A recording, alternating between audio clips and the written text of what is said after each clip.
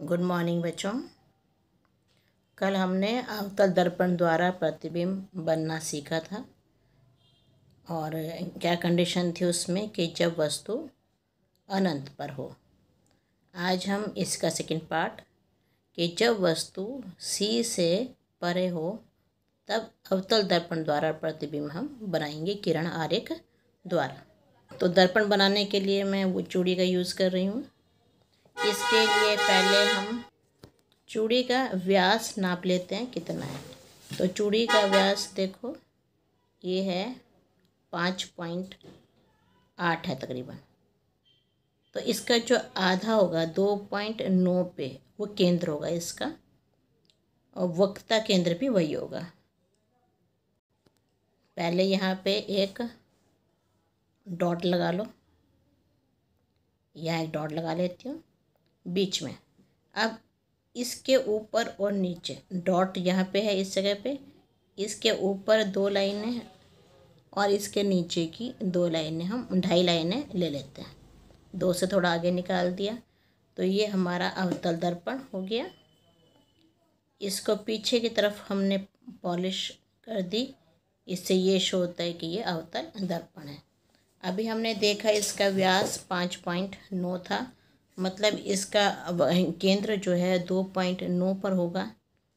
तो 2.9 अंदाज़ा देख लो, 5.8 का आधा करा तो 2.9 आएगा। तो यहाँ पे इसका वक्रता केंद्र होगा सी। और जो फोकस होता है वो इसका आधा होता है, वक्रता त्रिज्या का आधा होता है। 2.9 का आधा करोगे 1.45 तकरीबन आ जाएगा, तो 1.5 अंदाजा ये आ गया। 1.5 से कम थोड़ा सा ले लिया हमने, तो ये इसका फोकस हो गया। अब यहाँ पे मुख्य अक्ष बनाओ, ये P है आपका ध्रुव, यहाँ पे ये हम बनाते हैं मुख्य अक्ष। ये हमारी बन गई मुख्य अक्ष। अब दिया हुआ है कि वस्तु जो है वो सी से परे है। सी ये है, अनंत हमने यहाँ देखा था, बहुत दूर इधर बना दिया था अनंत के लिए जो कल बनाया था हमने।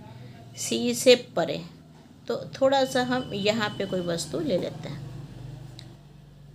ये हमने यहाँ पे इधर 2 लाइन तक, क्योंकि ये हमने 2.5 लिया था तो 2 लाइन तक हमने यहाँ पे एक वस्तु ले ली ए बी, वस्तु ए बी ले ली। अब इसके जो किरण आरेख जाएंगे वो कैसे जाएंगे, एक तो यहाँ से एक वस्तु ए के से जाएगी आपतित किरण और समांतर जाएगी मुख्य अक्ष के। ये कल तुम्हें रूल पढ़ाए थे मैंने। ये यहाँ से सिंगल लाइन पेंसिल आपकी शॉर्प होनी चाहिए और बिल्कुल सिंगल लाइन खींचोगे, डबल कोई नहीं खींचोगे लाइन। और यहाँ से फोकस, क्योंकि जो आपतित किरण दर्पण पर गिरेगी वो परावर्तित होकर फोकस से होती हुई वापस आएगी। तो फोकस पर हमने ये बना दिया, एक इधर की तरफ किरण बना दी। दूसरी किरण तुम्हें पता है, ये बताया था रूल है कि सी से होती हुई जाएगी तो उसी पे वापसी आ जाएगी। सी से होती हुई जाएगी, ये सी, यहाँ सी से होती जा रही है, सी से होती जा रही है ये। अब देखो दर्पण थोड़ा सा पीछे रह गया, थोड़ा सा दर्पण को आगे बढ़ा दो हल्का सा कि यहीं से आएगी और यहीं से परावर्तित हो जाएगी। अब यहाँ जो है दोनों जहाँ परावर्तित रेखाएं काट रही हैं वहाँ पे हम एक सीधी लाइन बना देंगे मुख्य अक्ष तक की। मुख्य अक्ष तक की सीधी लाइन बना दी।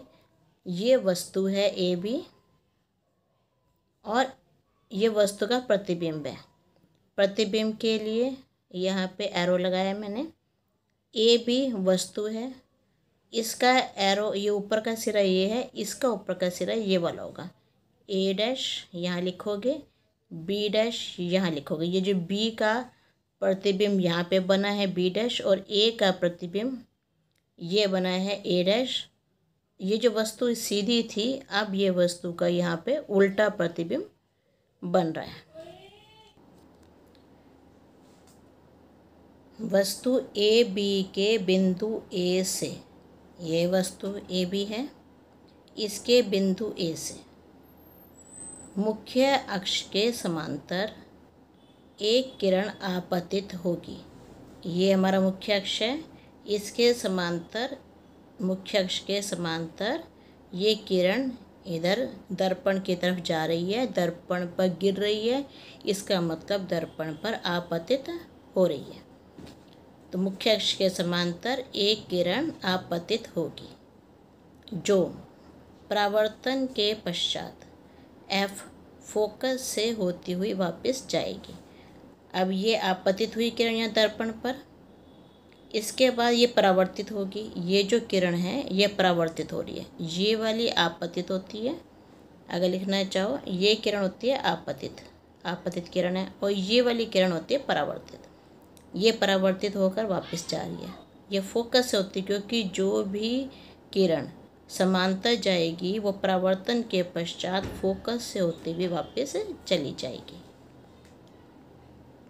फिर दूसरा पॉइंट, वस्तु ए बी के बिंदु ए से, यहाँ से ए से अब एक किरण सी से होती हुई जाएगी। ये तुम्हें कल रूल बताया था कि जो सी से होती हुई जाएगी है, ये सी से वापसी चल जाएगी। ये पिछली वीडियो में देखना, लेक्चर 1 की वीडियो में है कि जो सी से होती हुई जाएगी किरण, वो उसी पथ पर वापसी मुड़ जाती है।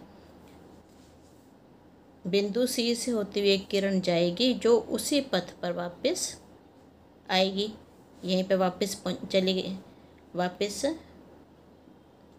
चली जाएगी। ये लिख लो, वापस चली जाएगी। दोनों परावर्तित किरणें ए डैश पर काटेंगी। अब ये भी परावर्तित किरण है और ये भी परावर्तित होके जा रही है। दोनों कहाँ कट रही हैं? जहाँ कट रही है उसका नाम हम ए डैश बोल देंगे कि ए डैश पर काटेंगी ये। अब ये जो ए डैश, यहाँ पे सीधी लाइन खींची हमने, ए डैश बी डैश, ये वस्तु ए बी का प्रतिबिंब बन गया। और ए ऊपर है, यहाँ पे ए डैश नीचे होगा। यहाँ वस्तु जो ए बी का बी नीचे है तो इसका बी डैश ऊपर हो गया, तो उल्टा प्रतिबिंब बन रही है। ए डैश बी डैश इसका उल्टा प्रतिबिंब बनेगा। ए डैश बी डैश वस्तु ए बी का उल्टा प्रतिबिंब बनेगा। प्रतिबिंब बनने में जो 3 बातें देखी जाती हैं वो क्या हैं? एक तो है प्रतिबिंब की स्थिति, कहाँ पर है बन रहा है प्रतिबिंब, प्रतिबिंब का साइज और प्रतिबिंब की प्रकृति। प्रतिबिंब की स्थिति पहले देखते हैं कहाँ पे। ये प्रतिबिंब बना हमारा ए डैश बी डैश। अब ये कहाँ बन रहा है? सी और एफ के बीच में बन रहा है। वस्तु जो है वो सी से परे है। ये हम क्वेश्चन लेके चले थे ऊपर कि वस्तु सी से परे है, इसका जो प्रतिबिंब बन रहा है वो सी और एफ के बीच में बन रहा है। तो प्रतिबिंब की स्थिति एफ और सी के बीच में। दूसरा तो हम बताया कि प्रतिबिंब का साइज़ कैसा है। देखो ए बी का साइज़ हमने दो लाइनें ली थी हमने। अब इसका प्रतिबिंब देखो एक लाइन में बन गया, एक से थोड़ा सा आगे आया, जरा सा आगे आया, तो इससे वस्तु से छोटा बना। ये प्रतिबिंब का साइज़ वस्तु के साइज़ से छोटा बनेगा। और प्रतिबिंब की प्रकृति वास्तविक तथा उल्टा, इसका प्रतिबिंब उल्टा बन रहा है और इसके सामने बन रहा है वास्तविक प्रतिबिंब बन रहा है ये। अब ये जो हमने प्रतिबिंब बनाया है ये आपकी बुक का बी पार्ट है कि वस्तु ये हमारा दर्पण है, ये एफ है, ये सी है, ये वस्तु पड़ी हुई है। वस्तु से एक लाइन समांतर जा रही है मुख्य अक्ष के, और ये फोकस से होते हुए परावर्तित होकर वापस आ गई इधर। दूसरी सी से होती हुई जा रही है और वापसी सी पे चली गई। दोनों रेखाएं काट रही हैं यहाँ पे, ये ए डैश हो गया। वस्तु ए बी है, उसका उल्टा प्रतिबिंब ए डैश बी डैश यहाँ पे बन रहा है, सी और एफ के बीच में बन रहा है और वस्तु से छोटा बन रहा है। ये जो चित्र है आपका बी पार्ट का चित्र था। इसके लिए जैसे मैंने चूड़ी ली है, आप कोई और इससे बड़ा गोला भी ले सकते हो या कंपास से बना सकते हो थोड़ा और बड़ा। अब ये जो टेबल बनी है इससे भी, इसका टेबल में ही ये शॉर्ट में लिखा हुआ है सब कुछ। देखो हमने बिंब की स्थिति मतलब वस्तु की स्थिति ली थी सी से परे, सी से परे वस्तु पड़ी थी हमारी। और प्रतिबिंब कहाँ बना, एफ और सी के बीच में बना, और तुम बना के दिखा दिया। आप इससे बड़ा प्रतिबिंब बनाना चाहते हो तो थोड़ा बड़ा कड़ा ले लेना आप लोग, या कंपास से बना लेना तो थोड़ा बड़ा। लेकिन जो बनाओगे उसके वक्ता केंद्र का ध्यान रखना कि वक्ता केंद्र उसका कहाँ होगा, सेंटर जरूर बना लेना उसका, वही सी होगा सेंटर। ये भी हमने देख लिया कि प्रतिबिंब का साइज वस्तु के साइज से छोटा बनेगा। और क्या देखा कि वास्तविक बनेगा और उल्टा बनेगा। जितने भी प्रतिबिंब दर्पण के सामने बनते हैं वो वास्तविक और उल्टे बनते हैं। कोई कोई जो पीछे की तरफ बनेगा वो आभासी होगा। दो तरह के बनते हैं, वास्तविक या आभासी। तो ये सामने बन रहा है, वास्तविक और उल्टा बनेगा। अब इसकी प्रैक्टिस कीजिएगा। Okay, thank you.